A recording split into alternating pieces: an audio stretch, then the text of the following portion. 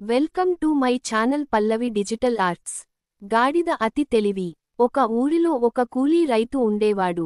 అతనికి ఒక గాడిద ఉండేది. అది రోజూ పొలంలో నుండి గోధుమలు, భోజనపు సరుకులు, ఇతర వస్తువులు మోసే పనిలో ఉండేది. కాని కొంతకాలానికి గాడిద బద్ధకానికి అలవాటు పడిపోయింది. ఒకరోజు రైతు పొలానికి వెళ్తుండగా మార్గమధ్యంలో ఒక చిన్న వాగు కనిపించింది.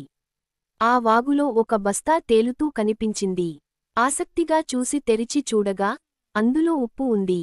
రైతు ఆనందించి, ఇది మంచి అవకాశం. ఈ ఉప్పును మార్కెట్లో అమ్మితే మంచి డబ్బు వస్తుంది అనుకున్నాడు. వెంటనే ఆ బస్తాను గాడిద మీద ఎక్కించి దారిలో ముందుకెళ్లాడు. గాడిద దారిలో మొయ్యలేక నెమ్మదిగా నడుస్తూ వెళ్తోంది.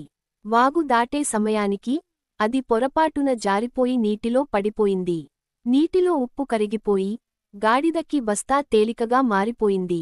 బరువు తగ్గిపోవడంతో గాడిద సంతోషంగా లేచి ముందుకు నడిచింది. ఈ సంఘటన చూసి గాడిదకు ఓ తెలివైన పథకం అనిపించింది. ఇలా ప్రతిరోజూ నీటిలో పడిపోతే పని తక్కువగా చేసుకోవచ్చు అని భావించింది. మరుసటి రోజు రైతు మళ్లీ ఉప్పు బస్తా ఎక్కించి వాగు దాటేందుకు సిద్ధమయ్యాడు. గాడిద కావాలని నీటిలో పడిపోయింది. ఫలితంగా మళ్లీ ఉప్పు కరిగిపోయి గాడిదకు తేలికగా అయింది.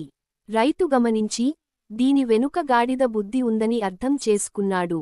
ఈసారి నీకు బుద్ధి చెప్పాలి అని అనుకుని మూడో రోజు ఉప్పు కాకుండా పత్తి బస్తా ఎక్కించాడు. ఆ రోజూ గాడిద తన పాత పద్ధతినే అనుసరించింది. కావాలని నీటిలో పడిపోయింది. కాని ఈసారి నీటిలో పత్తి తడిసిపోయి బరువు ఇంకా ఎక్కువైంది. గాడిద కదల్లేకపోయింది.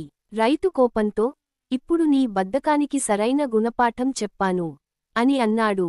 ఆ రోజు నుంచి గాడిద బద్ధకాన్ని వదిలేసి నిజాయితీగా పని చేయడం మొదలుపెట్టింది. నీతి: బద్ధకం ఎప్పటికీ మంచి ఫలితాలను ఇవ్వదు. నిజాయితీగా పని చేస్తేనే మనకి మేలు. Thank you so much for watching. Please like, share and subscribe.